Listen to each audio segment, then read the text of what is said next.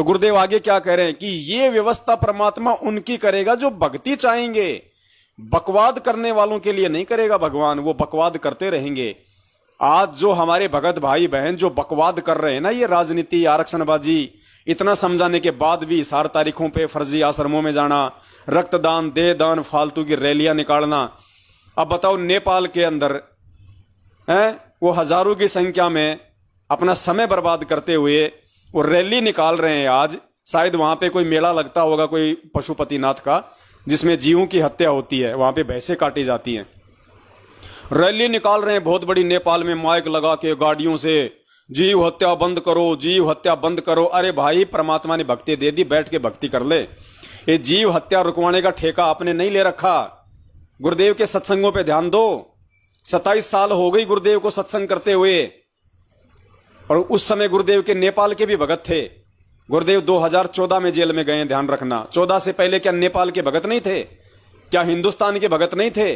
क्या नेपाल में उस समय वो पशुपतिनाथ के मंदिर में क्या जीवों की हत्या नहीं हो रही थी? क्या हिंदुस्तान में बूचड़ खाने नहीं चल रहे? क्या परमात्मा ने 27 साल में कभी अपने भक्तों को कहा कि तुम रैलियां निकालो, ये मुर्गे मत काटो, ये बकरे मट काटो, जोटे मत काटो? कभी कहा परमात्मा ने कि बच्चों जीव हत्या के खिलाफ रैलियां निकालो? परमेश्वर ने क्या कहा कि बच्चों ये अन्यायी का लोक है, तुम यहां की व्यवस्था सुधारने में लगोगे तो तुम बिगड़ जाओगे, काल तुम्हें ठग लेगा। ये व्यवस्था तो सुधारने वाला ही सुधारेगा। तुम्हें भगवान का नाम मिल गया, अपनी भक्ति कर लो बैठ के, ये तुम्हारे लिए अच्छा रहेगा। लेकिन पुण्यात्माओं, काल प्रेरित जब भगत हो जाता है, वो अच्छे भले का निर्णय नहीं कर पाता है, भले बुरे का निर्णय नहीं कर पाता है। और ये साध संगति से ना जुड़ने का नतीजा है, जो उस परमेश्वर के ज्ञान को आधार ना बना के और नेपाल में वो रैली निकाली जा रही है। अब बताओ, तुम साल में एक बार वो रैली निकालते हो और कहां भोगते हो? गली कूचों में जा जाके लेके टेम्पू बना के फालतू के बैनर, संगत का पैसा बर्बाद करके जीव हत्या बंद करो, जीव हत्या बंद करो। क्या हो जाएगा उससे? तुमने पिछली बार भी वो रैली निकाली थी नेपाल में, हो गई जीव हत्या बंद, हो गया पशुपतिनाथ का मंदिर बंद, हो गई हत्या बंद। एक साल में तुम कौन सा वो किला तोड़ लोगे 2 घंटे रैली निकाल के? तेरे पड़ोस में जहां तू रहता है उस शहर में क्या कोई बुचड़ खाना नहीं है?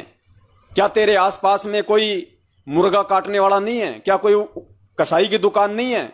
बकरे काटने वाले की दुकान नहीं है? उसको तूने कितनी बार बोला जाके कि भाई साहब ये बंद कर दे, ये जीव हत्या है? उसको बोलने की तो तेरी हिम्मत है नहीं, और ये ड्रामा करने के लिए तुम्हारे अंदर हिम्मत दे देता है काल भगवान, संगत का पैसा और समय बर्बाद करवाने के लिए।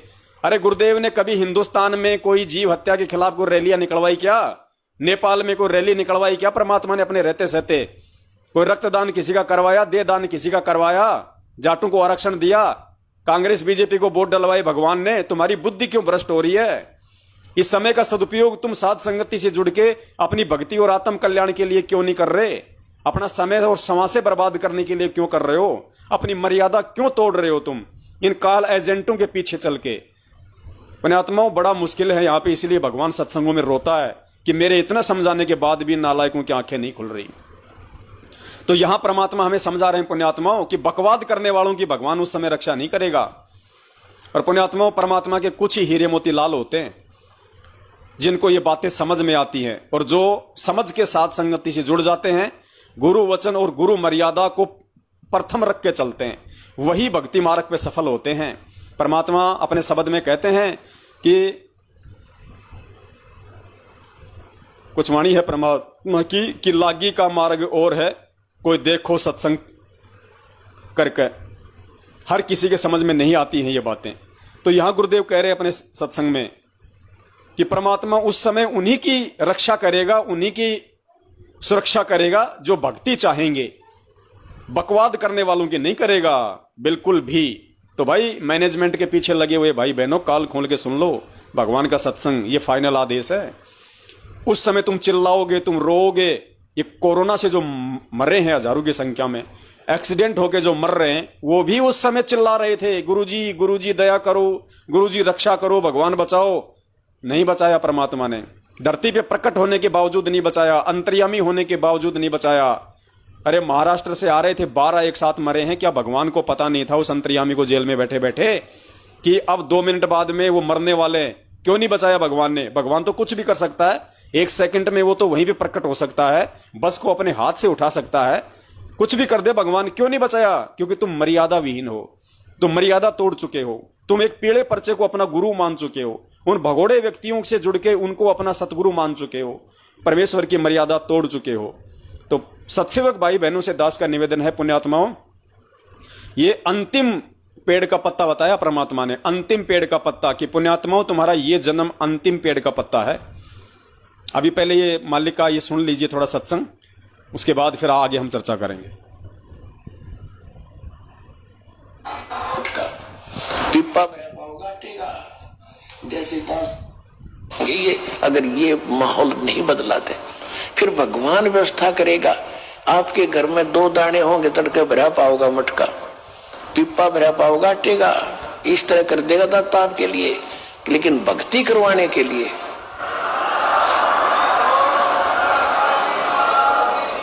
ये उनकी करेगा जो भक्ति करेंगे, और जो बकवाद चाहोगे वो अपना करते रहियो।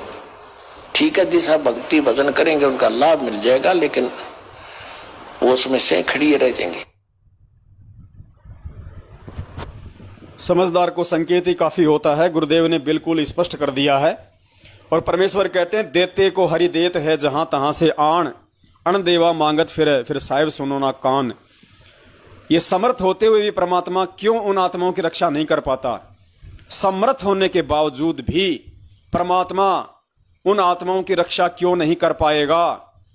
इसके पीछे एक बहुत बड़ा रहस्य है पुण्यात्माओं। परमेश्वर ने एक सत्संग के माध्यम से हमें ये बात बताई बड़े प्यार से, अगर कोई उसको समझ जाए तो। इसीलिए परमात्मा ने अपने सत्सेवक बच्चों को निमित्त बना के संगत में संदेशा दिलवाया है कि भैया घर घर में पूज्य गुरुदेव संत रामपाल जी भगवान को 42 मिनट की भोग की आरती के साथ उनको भोग लगाना शुरू कर दो। परमेश्वर को खिलाओ, परमेश्वर को श्रद्धा से खिलाओ, भाव से खिलाओ, परमेश्वर को भोग लगाओ। उन पत्थर के देवी देवताओं को 4 युग हो गए हमने भोग लगाते लगाते, आज हमें वो जिंदा परमात्मा, जिंदा कबीर सतगुरु रामपाल जी भगवान के रूप में मिला है, आज उसको भोग लगाना है। लेकिन 90% संगत फिर भी काल प्रेरित होके और कबीर जी की समझे जाने वाली एक कागज की फोटो को परमात्मा मान के उसका प्रकट दिवस मनाती है, उसको भोग लगाती है। इनकी बुद्धि भ्रष्ट हो गई है। जिस फोटो को गुरुदेव ने यहां तक कह दिया कि ये तो काल्पनिक फोटो है, ये तो इमेजिन है, सपोजिशन है, ये परमात्मा का ऐसा रूप नहीं है, वो तो किसी भी रूप में आ जाता है। उस फोटो को तो आज भी लोग भगवान मान रहे हैं भगत होके, और जो भगवान सामने बैठा है गुरुदेव के रूप में, उनका जन्मदिन मना रहे हैं उनका। पुण्यात्माओं, ऐसी आत्माओं की परमात्मा रक्षा नहीं करेगा। जो परमेश्वर साथ संगति के माध्यम से संगत में संदेशा दिलवा रहे हैं, ये आने वाले उस विनाशकारी समय से बचाव के लिए दिलवा रहे हैं, क्योंकि भगवान किसी का सगा नहीं है। परमात्मा उसी की रक्षा करेगा जो परमेश्वर के वचन पे चलेगा, जो परमेश्वर के विधान पे चलेगा। और परमेश्वर का विधान क्या कहता है? वो समर्थ परमात्मा आने वाले समय में क्यों अपनी असमर्थता जाहिर कर देता है? इसके लिए परमात्मा ने एक उदाहरण दिया हमें, सुदामा जी का और पांडवों का। ध्यान से सुनना ये सत्संग पुण्यात्माओं, आंखें खुल जाएंगी। और अभी तक यदि आपने अपने गुरुदेव को हर रविवार को या महीने में 1 बार या 2 बार, चाहे रोज भोग लगाओ, ये तो आपकी श्रद्धा, आपके समय, आपके समर्पण और आपकी आर्थिक स्थिति के ऊपर निर्भर करता है। यदि आपने पूज्य गुरुदेव संत रामपाल जी भगवान को हलवा का भोग लगाना शुरू नहीं किया, आपने भोग की आरती अपने घर में शुरू नहीं की, और उस कागज की दाढ़ी मूछ वाली फोटो को परमात्मा मानना नहीं छोड़ा, उसको अपने घर में, अपने दरबार के वहां पे यदि आपने रखना नहीं छोड़ा, पुण्यात्माओं, परमात्मा रक्षा नहीं करेगा। 2 नावों की सवारी करने वाले का पैर फट जाता है। तो ध्यान से सुनिए परमात्मा क्या कह रहे हैं सत्संग में। गुरुदेव कह रहे हैं कि सुदामा श्री कृष्ण जी का दोस्त था, सखा था। क्या श्री कृष्ण जी को पहले नहीं पता था कि सुदामा इतना गरीब है, मांग मांग के खाता है? वो तो पहले भी सुदामा के लिए झोपड़ी बना सकता था, महल बना सकता था, उसके घर में अनाज की बोरियां पटक सकता था। लेकिन नहीं, विधान है परमात्मा का, चाहे 3 लोक का हो चाहे 7 लोक का हो। गुरुदेव ने कहा कि जब तक सुदामा ने श्री कृष्ण जी को चावल नहीं खिला दिए, जब तक सुदामा ने श्री कृष्ण जी को 3 मुट्ठी चावल नहीं खिला दिए, तब तक श्री कृष्ण ने भी अपने प्रिय सखा सुदामा की रक्षा नहीं की। ये एग्जाम्पल है बहुत बड़ा। देते को हरि देत है जहां तहां से आण। फिर परमात्मा ने पांडवों का उदाहरण दिया, देखना आगे पुण्यात्माओं।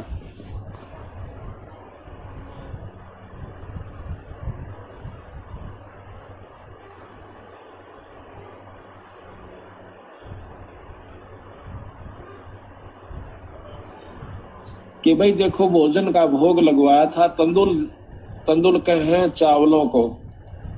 भगवान कृष्ण को सुदामा जी ने जब चावल खवा दिए तो उसके बदले में उसकी सुदामा पूरी रची, नहीं तो नहीं रची।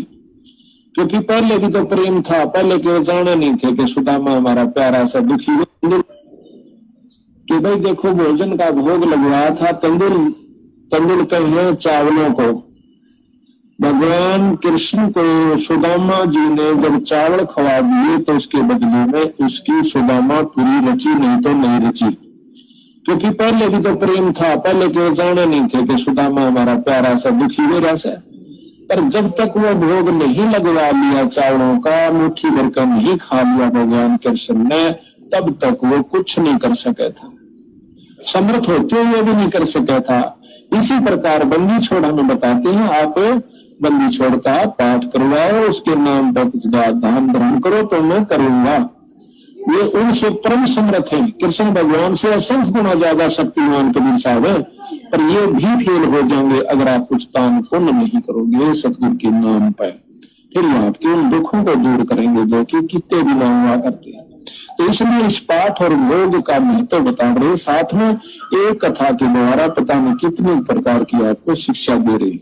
तंदुल विपर को दिए दे। तो पुण्यात्माओं, यहां पूज्य गुरुदेव ने सुदामा का उदाहरण देके स्पष्ट कर दिया है कि जब तक आप परमेश्वर को भोग नहीं लगाओगे तब तक परमेश्वर समर्थ होते हुए भी आपकी रक्षा नहीं करेगा। गुरुदेव ने कहा कि यह बंदी छोड़ भी उस समय असमर्थ हो जाता है जब आप इसको कुछ दोगे नहीं, इसके नाम पे कोई दान धर्म नहीं करोगे, कोई पाठ नहीं करोगे, इसको भोग नहीं लगाओगे, तब तक ये भी असमर्थता दिखा देगा समर्थ होते हुए भी। तो पुण्यात्माओं, आज गुरुदेव जी हिसार जेल में हैं, तो भक्ति विधान के अनुसार साल में एक बार पाठ करवाना चाहिए भगत को। लेकिन आज हम पाठ कहां करवाएं, इसके लिए परमात्मा ने हमें दूसरी जो विधि बता रखी है कि साल में एक बार हम अपने घर पे सहपरिवार बाल बच्चों के साथ में परमेश्वर के सामने पाठ प्रकाश का संकल्प कर लें। आप जितने भी भगत भाई बहन हैं, कुपात्रों को ज्योति पाठ का पैसा मत देना भूल के भी, वरना वापस दुविधा में पड़ जाओगे, ज्यादा परेशानियों का सामना करोगे आने वाले समय में। आज गुरुदेव हिसार जेल में हैं और उनके विधान अनुसार साल में एक बार पाठ का संकल्प करना चाहिए। पूरा परिवार जिन जिन्होंने नाम दीक्षा ली हुई है, अपने घर पे जहां भी बंदी छोड़ का दरबार लगा रखा है, वहां पे परमेश्वर को दंडवत करके आप मालिक से ये संकल्प कर लीजिए कि हे बंदी छोड़, आपके भक्ति विधान अनुसार आपका परिवार, आपके बाल बच्चे आपको पाठ प्रकाश का संकल्प करते हैं गुरुदेव, इसे स्वीकार कीजिए। और परमात्मा, आप अपने बच्चों की सार संभाल रखना। और गुरुदेव, जब आप आश्रम में आ जाओगे, परमेश्वर इस पाठ का पैसा आप सुपात्र सतगुरुदेव जी के ही कर कमलों में देंगे। तो परमात्मा कहते हैं, साधु भूखा भाव का धन का भूखा नहीं, और जो कोई धन का भूखा वो साधु भी नहीं। तो धन का भूखा तो ये सतलोक आश्रम मैनेजमेंट हरियाणा है, ये साधु की श्रेणी में नहीं है। पुण्यात्माओं, हमने इस प्रकार से ज्ञान आधार से अपने आप को बचाना है, मर्यादाओं में चलना है। फिर परमात्मा ने हमें एक वाणी में बताया कि रोटी कृष्ण देव को पाई, ताते 87 की खुदिया मिटाई। रोटी कृष्ण देव को पाई, परमात्मा ने इसके लिए, अभिदास के पास में शायद सत्संग है नहीं वो, परमात्मा ने कहा कि जब 1 साल का वनवास अज्ञातवास वाला पांडव काट रहे थे और उधर हस्तिनापुर में जो दुर्योधन था, उसने दुर्वासा ऋषि को अपने बाग में रखा हुआ था, उसको 12 साल से खिला रहा था, उसको पिला रहा था। और फिर वो गया दुर्वासा के पास में और कहा कि तुझे इतने दिनों से खिला पिला रहा हूं, कुछ तो काम कर। बोला क्या? बोला जाके पांडवों को दुर्शिष दे के आ जा, उनको उनका विनाश हो जाए, उनको ऐसा वो दे के आ जा। अब वो भी मजबूर था, क्योंकि उस दुर्योधन का मलिन अन्न खाके वो भी परमात्मा के विधान से नीचे गिरा हुआ था। तो पांडवों को दुर्शिष देने के लिए जंगल में चला जाता है, 88,000 ऋषियों को साथ लेके। रोटी कृष्ण देव को पाई, ताते 88 की खुदिया मिटाई, उनकी भूख मिटाई। वहां चला गया और जाने के बाद में उसने कहा कि भाई भूख लग रही है, भोजन कराओ। शाम के टाइम पे गया और गुरुदेव ने बताया कि जो द्रौपदी थी, द्रौपदी के पास में सूर्य भगवान ने एक ऐसा वो पात्र दिया हुआ था कि जब तक वो द्रौपदी भोजन नहीं कर ले तब तक वो चाहे तो पूरी पृथ्वी को वो भोजन करा सकती है। लेकिन यदि उस द्रौपदी ने खाना खा लिया उसके बाद उसमें कुछ नहीं बचता था अगले दिन के बाद। तो उस समय उसने द्रौपदी ने खाना खा लिया और लेट गया वो दुर्वासा, और जाने के बाद कहा कि भाई भूख लग रही है, भोजन कराओ। साथ में 88,000 की सेना, साधु संतों की, ऋषियों की, और उसने कुछ डिमांड रख दी कि आज का बोया हुआ आम होना चाहिए, आज की फसल होनी चाहिए, आज का ही गेहूं होना चाहिए, आज ही बो, आज ही काटो, आज ही ऐसा होना चाहिए। मतलब ना होने वाले काम, गुरुदेव ने बताया कि ना होने वाले काम ऐसे ऐसे उसने वहां पे डिमांड रख दी ताकि ये मेरी डिमांड को पूरा ना कर पाए और मैं इनको बद्दुआ दे दूं, मैं इनको श्राप दे दूं। उधर से पुण्यात्मा वो कबीर परमात्मा श्री कृष्ण जी का रूप बना के, क्योंकि पांडवों का गुरु श्री कृष्ण था, वो परमेश्वर श्री कृष्ण जी का रूप बना के पांडवों के पास जंगल में गया और उस समय कहा कि भाई क्या हुआ, भाई क्यों चिंतित हो, क्या हो गया। वो श्री कृष्ण जी को याद करने लग गए उस समय, क्योंकि आपत्ति के समय अपने गुरु भगवान को ही याद किया जाता है। तो पांचों पांडव और द्रौपदी श्री कृष्ण जी का ध्यान लगा रहे थे, उधर से वो परमात्मा श्री कृष्ण का रूप बना के आ गया और उन्होंने कहा कि महाराज ऐसे ऐसे ये दुर्योधन का भेजा हुआ हमारे को बद्दुआ देने के लिए, श्राप देने के लिए ये आया है, बकवाद करने के लिए ये दुर्वासा, और मैंने भोजन खा लिया। तो पुण्यात्मा अब ध्यान देना आगे गुरुदेव ने क्या कहा। श्री कृष्ण रूप में परमेश्वर ने कहा कि भाई पहले मुझे कुछ खिलाओ। तो पांडवों ने कहा कि महाराज अगर हमारे पास में कुछ खिलाने को होता तो हम इनको ना खिला देते, कुछ नहीं बचा। बोलो कुछ तो होगा, बोलो कुछ नहीं, सब खा लिया। बोला द्रौपदी वो जो झूठा जो बर्तन है, पुण्यात्मा झूठा बर्तन, परमेश्वर ने कहा श्री कृष्ण रूप में कि वो जो झूठा बर्तन है उसमें देखो कोई साग का पत्ता वगैरह कुछ लग रहा होगा, अरे वो ही खिला दो। तो द्रौपदी ने देखा तो उसमें साग वाग का जो पत्ता था वो लग रहा था थोड़ा बहुत। तो परमेश्वर ने उसमें पानी डाला, उसको घोड़ा, हिलाया और वो पिया। और जैसे ही श्री कृष्ण रूप में उस कबीर परमात्मा ने वो भोजन किया, वो भोग लगाया, भोग लगाते ही उधर गुरुदेव कहते हैं कि रोटी कृष्ण देव को पाई, ताते शेष 88 की भूख मिटाई। उधर बंदी छोड़ ने भोजन किया, उधर सारे के सारे साधु 88,000 दुर्वासा लोट मार रहे हैं वहां पे। गुरुदेव ने कहा कि जैसे जो गधा होता ना, और जो गधा होता है जो राख में लोट मारता है, वैसे लोट मार रहे। और बंदी छोड़ ने कहा कि भाई जा उनको ले आ, कि भोजन तैयार है, महात्माओं भोजन करो। भीम जैसे गया उनको बुलाने के लिए, वो तो लौट रहे। और भीम ने कहा कि महाराज चलो भोजन तैयार है। तो दुर्वासा ने कहा, अरे भैया भोजन का नाम मतलब उल्टी आने को हो रही है, हम तो छिक गए भाई। एक बता तुम्हारे घर पे कौन आए, कौन आए तुम्हारे घर पे। तो उसने कहा कि श्री कृष्ण जी आए। तो जो दुर्वासा उनको श्राप देने के लिए आया था, उस दुर्वासा के मुंह से परमात्मा ने यह निकलवा दिया क्या, कि भाई तुम्हारा भला हो, तुम्हारा भला हो भाई, और जिसने मुझे भेजा है उसका सत्यानाश हो। मतलब तुम्हारे दुश्मनों का नाश हो, तुम्हारा भगवान भला करे और राम करे तुम्हारे दुश्मनों का नाश हो। तो पांडवों के दुश्मन कौन, कौरव। तो गुरुदेव ने बताया कि जिस दुर्योधन ने पांडवों को श्राप देने के लिए भेजा था बंदी छोड़ने, उसी दुर्वासा से उन्हीं कौरवों को श्राप दिलवा दिया और उनका सत्यानाश हुआ। तो कहने का मतलब है खुद वो बंदी छोड़ जो श्री कृष्ण जी का रूप बना के गया था, वो तो समर्थ था, वो तो खाना सबकी भूख शांत कर सकता था, वो तो वहां पे मिनटों में भंडारे भर सकता था। जैसे काशी में 18 लाख लोगों के लिए भगवान ने 9 लाख बैलों के ऊपर, उनको तो बैलों की भी आवश्यकता नहीं थी, लेकिन लीला करता है परमात्मा। जब 18 लाख की परमात्मा ने भूख शांत की वहां पे 3 दिन तक बिना इस पृथ्वी के एक अनाज के दाने के, तो वो परमात्मा तो 88,000 उन ऋषियों को भी खाना खिला सकता था, लेकिन नहीं, अपना विधान बताया भगवान ने कि द्रौपदी पहले कुछ मुझे खिला। तो पुण्यात्माओं, जब तक हम अपने पूज्य गुरुदेव जी को आज परमात्मा मान के भोग नहीं लगाएंगे, अपने गुरुदेव जी को हम आज भोजन नहीं कराएंगे। मालिक एक वाणी है, एक भजन है पुण्यात्माओं, जगत वाले भी इतने ज्यादा भावित हैं, श्रद्धालु हैं, भले ही वो पत्थरों को पूजते हैं। एक भजन है जिसमें आता है कि कौन कहता है भगवान खाते नहीं, कौन कहता है भगवान खाते नहीं, तुम सबरी के जैसे खिलाते नहीं। कहते हैं भगवान, कौन कहता कि भगवान नहीं खाता, भगवान तो उस पत्थर में प्रकट होके भी खा जाएगा, लेकिन तुम्हारे भाव जो होते हैं वो खिलाने के लिए होते। तुम्हारे सबरी के जैसे भाव होने चाहिए अपने गुरुदेव को भोग लगाने के। कहते हैं कौन कहता है भगवान खाते नहीं, पर तुम सबरी के जैसे खिलाते नहीं। फिर कहते हैं कौन कहता है भगवान आते नहीं, तुम मीरा के जैसे बुलाते नहीं। पुण्यात्माओं, आज हमें मीरा के श्री कृष्ण जी और सबरी के श्री राम से उत्तम सर्वश्रेष्ठ वो भगवान वो राम मिला है असली। आज हमने उसको भोग लगाने में कोई पुण्यात्माओं भय नहीं होना चाहिए, कोई शर्म नहीं होनी चाहिए। 4 युगों से हम इन पत्थर के देवताओं को भोग लगा रहे हैं, उस समय में कोई डर नहीं, कोई शर्म नहीं। आज इस मैनेजमेंट के डर से, इन 2 कौड़ी के काल एजेंटों के भय से आज आप अपने गुरुदेव को भोग लगाने से डर रहे हो कि मेरा नाम खंड हो जाएगा। अरे अपने गुरु भगवान को भोग लगाने से नालायक को नाम खंड होता है क्या, या फिर नाम जुड़ता है?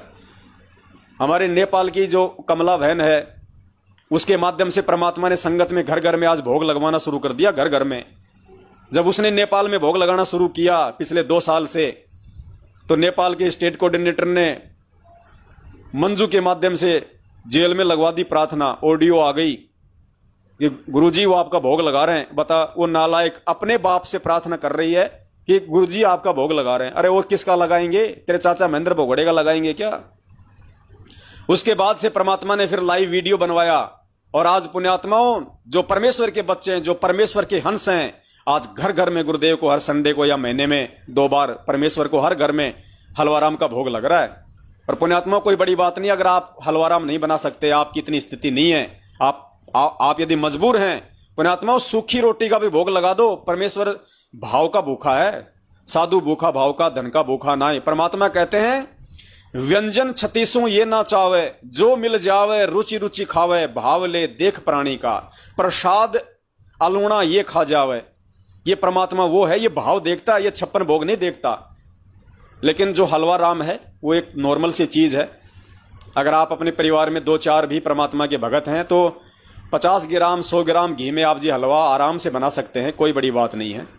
पहले कम से कम इतने कि तो हम दिन में बीड़ी पी जाया करते थे, कोई सिगरेट पी जाया करता था, कोई पान खा के थूक देता था। आज आपको कम से कम महीने में 2 या 3 बार ही तो भोग लगाना पड़ रहा है गुरुदेव को। बाकी तो हम रोज खाना बनाते हैं, रोज अपनी थाली में थोड़ा सा परमेश्वर को भोग लगाते हैं, वो अलग है। और एक जो 42 मिनट की जो भोग की आरती है उसके साथ भोग लगाना अलग है, हलवा बना के। पुण्यात्माओं, ये मालिक का विधान है। गुरुदेव जी खुद बता रहे हैं अपने सत्संगों में। श्री कृष्ण जी सुदामा की सुदामापुरी पहले भी तो रच सकता था, लेकिन नहीं रची जब तक सुदामा ने श्री कृष्ण जी को चावलों का भोग नहीं लगा दिया। श्री कृष्ण रूप में वो कबीर परमात्मा दुर्वासा की 88,000 ऋषियों की भूख शांत कर सकता था, लेकिन नहीं, पहले उस परमात्मा ने भोग लगाया। पांडवों का झूठा परमेश्वर ने पानी घोल के पिया, अपने विधान को पूरा किया भगवान ने। ये सत्संग आज परमात्मा ने हमें इसीलिए समझाएं कि पुण्यात्माओं, जब परमेश्वर ने उनके साथ में कोई छल कपट नहीं किया, उस समय परमात्मा ने कोई भेदभाव नहीं किया, तो आज तो परमात्मा साक्षात अपने वास्तविक रूप और स्वरूप में धरती पे प्रकट है। आज कैसे अपने विधान को तोड़ देगा? जब तक तुम अपने सबसे पहले तो अपने गुरुदेव को भगवान नहीं मानोगे, और भगवान मान के फिर कागज वाली दाढ़ी मूछ वाली फोटो को जो तुम भगवान मानते हो अपने नादानी में, उसको जब तक छोड़ोगे नहीं, उसको पूजना नहीं छोड़ोगे, उसका ध्यान नहीं छोड़ोगे, और अपने गुरुदेव को ही वो कबीर परमात्मा नहीं मानोगे, और फिर अपने गुरुदेव को हलवा राम का अपने घर पे भोग नहीं लगाओगे, परमात्मा रक्षा नहीं करेगा। ये विधान है भगवान का, और ना ही हमारी भक्ति सफल होगी। हमने यदि सतलोक जाना है तो एक समय पुण्यात्माओं, चाहे आज चाहे कल चाहे अगले जन्म में, हमने एडी से लेकर चोटी तक अपने पूज्य गुरुदेव जी के प्रति समर्पित होना पड़ेगा कि इसके अलावा दुनिया में कोई भगवान नहीं है, धरती पे कोई संत नहीं है, और कोई भगवान नहीं है, ना कोई दाढ़ी मूछ वाला है, ना कोई और है। यही है जो कुछ है वो सब कुछ। उसके बाद पुण्यात्माओं, परमात्मा पल पल अपने भगत की, उस मर्यादित भगत की जो आज मर्यादा में रह के चल रहा है, गुरु वचन पे चल रहा है, गुरु मर्यादा में है, साथ संगति से जुड़ा हुआ है, उसकी परमात्मा रक्षा करेगा, क्योंकि परमात्मा स्वयं अपना विधान नहीं तोड़ता।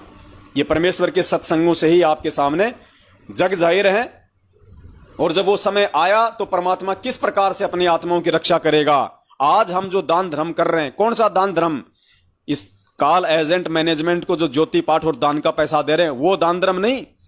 आज साध संगति के जगह जगह जो प्रोग्राम हो रहे हैं, उन साध संगति के प्रोग्रामों में जो भगत भाई बहन जा रहे हैं, वहां जो परमेश्वर को भोग लगता है, जो भंडारा बनता है, उस भंडारे में अपना जो सहयोग करते हैं, चाहे कोई 1 रुपया दे, चाहे कोई 5 रुपया दे, चाहे कोई 5,000 रुपए दे, वो भंडारा पुण्यात्माओं। और पाठ का संकल्प, ज्योति और पाठ का संकल्प साल में एक बार, और इन साध संगति के कार्यकरों में, उन धर्म भंडारों में हम जो सहयोग कर रहे हैं पुण्यात्माओं,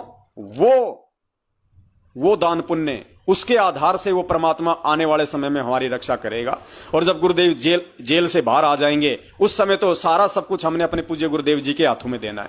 पाठ का पैसा भी अपने गुरुदेव के हाथ में देना है, ज्योति का भी अपने गुरुदेव के हाथ में देना है, 10वें अंश का भी गुरुदेव के हाथ में देना है। लेकिन आज गुरुजी हमारे बीच में नहीं है शारीरिक रूप से, इसलिए हमने पाठ का तो संकल्प कर लेना है, क्योंकि सत्य भक्ति है, परमात्मा अंतर्यामी है, वो भाव का भूखा है। और साध संगति में ज्यादा से ज्यादा हमने पहले पुण्यात्माओं, हम इनके रैलियों में तो धक्के खाते थे। ये कभी डीसी को ज्ञापन दे रहे हैं मैनेजमेंट वाले, कभी सीएम को ज्ञापन दे रहे हैं, कभी प्रधानमंत्री के सामने इच्छा मृत्यु का फोरम भर रहे हैं, कभी रक्तदान, कभी देहदान। हम वहां भी तो धक्के खा रहे थे, अपना समय बर्बाद कर रहे थे।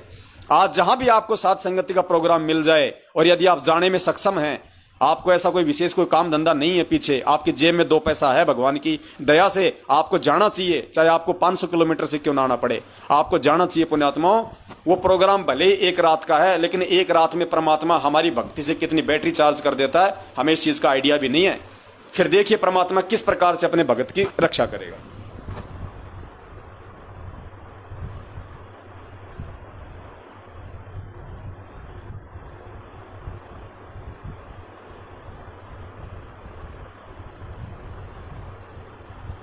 परमात्मा से पूछा किसी ने कि धर अंबर सब जाएंगे और विनसेंगे कैलाश, एकम एका होएगा तब कहाँ रहे तेरे दास। धरती अंबर जान दे और विनसन दे कैलाश, एकम एका होण दे मेरे आश्रय रहे मेरी दास। कि मेरे भक्त मेरे द्वारा बताई गई इस विधि और इस धर्म पुण्य के जहाज में बैठ के और ऐसे रहेंगे जैसे नौका जल के ऊपर रहा करती है। ये धर्म के कारण ये विनाश में नहीं आएंगे, जो तीनों लोगों का भी नाश विषेक हो जाए। पुण्यात्माओं, ये परम संत पूर्ण परमात्मा के मुख से निकले गए शब्द हैं। ये मिथ्या नहीं हो सकते, झूठे नहीं हो सकते। साध वचन पलटे नहीं, पलट जाए ब्रह्मांड। और ऐसा ही होगा आने वाले समय में, इसको कोई काट नहीं सकता। पुण्यात्माओं, समर्थ शक्ति धरती पे प्रकट है हमारे गुरु भगवान के रूप में। तो पुण्यात्माओं, दास की तो सेवा केवल इतनी है, परमपिता परमेश्वर जी के आशीर्वाद से, उनके सत प्रेरणा से आज काल भगवान का जो कुचक्कर, जो कुचाल षड्यंत्र जो संगत में और पूरे विश्व में जो फैला हुआ है, जिस प्रकार से वो भगत समाज से लेकर जगत वालों को भ्रमित कर रहा है, अपने जाल में फांस रहा है, उसकी जानकारी आप जीव तक पहुंचा दी जाए परमपिता परमेश्वर के आशीर्वाद से, उस समर्थ के आशीर्वाद से। वरना मुझ नीच 2 कौड़ी के पवन दास की क्या औकात पुण्यात्माओं, मैं भी आप ही की कैटेगरी का 2 कौड़ी का जीव हूं। मेरी क्या औकात जब बाकी संगत में कोई खड़ा नहीं हो रहा, कोई इतना सब कुछ नहीं कर पा रहा जो परमात्मा इस कुत्ते को निमित्त बना के जो करवा रहे हैं। तो इसमें सारा का सारा श्रेय सब कुछ उस बंदी छोड़ का है, मेरे गुरु भगवान का है, मेरे परम पिता का है। तो दास तो अपनी सेवा और अपनी भक्ति जब तक पूज्य गुरुदेव जी का आशीर्वाद रहेगा, निर्बाध और निर्विघ्न रूप से करता ही रहेगा। चाहे कोई समझे या ना समझे, समझेगा तो उसका भला, ना समझेगा तो उसका बुरा। इस दास की तो सेवा परमात्मा के चरणों में बन रही है। और आप सभी भाई बहनों से निवेदन है, जिन्होंने अभी तक अपना कोई यूट्यूब चैनल नहीं खोला है, जिन्होंने फेसबुक पे अपना कोई ग्रुप नहीं बनाया है, सबसे पहले वो भाई बहन, ये भी एक बहुत बड़ी सेवा है। यदि आप इस प्रकार से भी करते हैं तो अपना यूट्यूब चैनल खोल लीजिए। बहुत आसान है, यूट्यूब पे जाइए, सर्च कीजिए यूट्यूब चैनल कैसे बनाएं या फेसबुक का ग्रुप कैसे बनाएं। 2-2, 4-4 मिनट के वीडियो मिल जाएंगे, अच्छे से आप जी समझ जाओगे। चैनल बनाने के बाद में आप जी उन पे दास के ये वीडियो डालिए, दिन में 2-4 वीडियो डालते रहिए। और डालने के बाद में बहुत सारे भगत भाई बहन ऐसे हैं पुण्यात्मा, वो वीडियो तो डाल देते हैं अपने चैनल बना के, अब उनके वीडियो को कोई देखता नहीं है। फिर 2-2 दिन निकल जाते हैं, 2 आदमी भी उनके वीडियो नहीं देखते। डालने से भला नहीं होगा पुण्यात्माओं। वो वीडियो अपने चैनल पे डालने के बाद में भी आपने उस वीडियो का लिंक हर जगह शेयर करना पड़ेगा। आपके मोबाइल पे, व्हाट्सएप पे जितने भी भक्तों के नंबर हैं, सबको वो वीडियो भेजिए, जगत वालों को या व्हाट्सएप के जितने भी आप जी ग्रुपों में जुड़े हैं वहां पे आप जी उस वीडियो के लिंक को शेयर कीजिए। और फेसबुक पे भी जब हम वीडियो डालते हैं तो वहां पे एक साथ में 400-500 लोगों को शेयर कर सकते हैं। एक साथ में वहां पे हम टैग कर सकते हैं, 400-500 लोगों को टैग कर सकते हैं एक साथ। तो जब तक आप थोड़ा आगे नहीं बढ़ेंगे, फेसबुक पे जो भक्तों के जो ग्रुप हैं आप जी उनमें ऐड होइए, आप उनको ज्वाइन कीजिए। और ज्वाइन होने के बाद आप अपने वीडियो के लिंक उन सभी फेसबुक के ग्रुपों में आप जी शेयर कीजिए। ऐसे ही अपना यूट्यूब का वीडियो उसको आप जी व्हाट्सएप से लेके फेसबुक पे, फेसबुक के ग्रुपों में हर जगह उसको शेयर कीजिए। और शेयर आप उसको करते रहिए, तभी पुण्यात्मा आपके वीडियो आगे पहुंचेंगे, भगत समाज तक पहुंचेंगे और लोग ये सच्चाई जान के फायदा उठा पाएंगे। वरना देख लो जिस प्रकार से नेपाल से लेके हिंदुस्तान लोग आज भी सतगुरु के भगत होने के बाद भी साथ संगति से ना जुड़ के कितना बड़ा धोखा खाए बैठे हैं। भगत भाई मर रहे हैं उसकी चिंता नहीं, और वो जो झोटे बकरे काटे जा रहे हैं उनके लिए रैलियां निकाल रहे हैं। अब इससे बड़ा और मंदबुद्धिता का काम उनका और क्या होगा। पुण्यात्माओं, हमने हर स्थिति में भगवान के वचन पे चलना है। 1994 से लेकर 2014 तक जो भक्ति क्रिया हमारे गुरुदेव ने की हैं, एक भगत के रोल में परमात्मा ने हमें समझाई हैं, परमेश्वर ने की हैं, हमें उसी आधार से चलना है। भगवान ने कभी भी ये रैलियां नहीं निकाली कि जीव हत्या बंद करो। सत्संग कर दिए भगवान ने, हमें समझा दिए, हमें सावधान रहने के लिए परमात्मा ने हमें बता दिया। भूख लग रही है, अपना पेट भरे हम सबसे पहले इस आध्यात्मिक मार्ग में, भक्ति मार्ग में। तो पुण्यात्माओं, इस प्रकार से हम सत्सेवकों ने कोई भी गलती नहीं करनी है परमेश्वर के आशीर्वाद से। और तमाम जाने अनजाने की गलतियों की समालोचना हम रोज अपने पूज्य गुरुदेव अपने भगवान से मांगते रहें। कोशिश करें हम बैठ के आरती करने की तीनों समय की। और परमात्मा ने चाहा तो बहुत ही जल्दी दास की कजोड़ भगत जी से बातचीत हुई है। और जो भक्ति बोध जो पुस्तक है, परमात्मा एक अच्छी क्वालिटी में, अच्छे पेपर में, थोड़ी सी बड़ी साइज में, क्योंकि जो भक्ति बोध की जो वर्तमान साइज है वो बहुत छोटी है। हमारे कुछ ऐसे भगत भाई बहन हैं जो मतलब बुजुर्ग हैं, जिनके लिए उन शब्दों को पढ़ना बहुत ही छोटा पड़ जाता है। तो थोड़ी सी उसको बड़ी साइज में परमात्मा के दया से छपवा रहे हैं।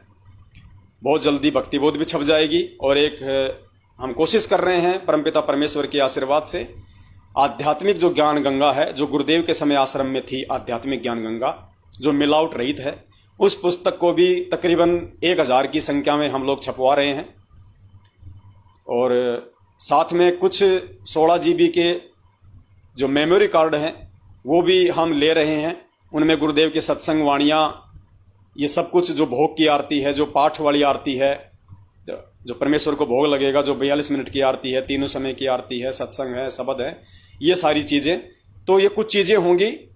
और ये चीज़ें आपको मिलेंगी जहाँ भी आपके आसपास में साथ संगति होगी, वहाँ पे उस भगत भाई के पास में ये सारी चीज़ें वहाँ पे भेज दी जाएंगी।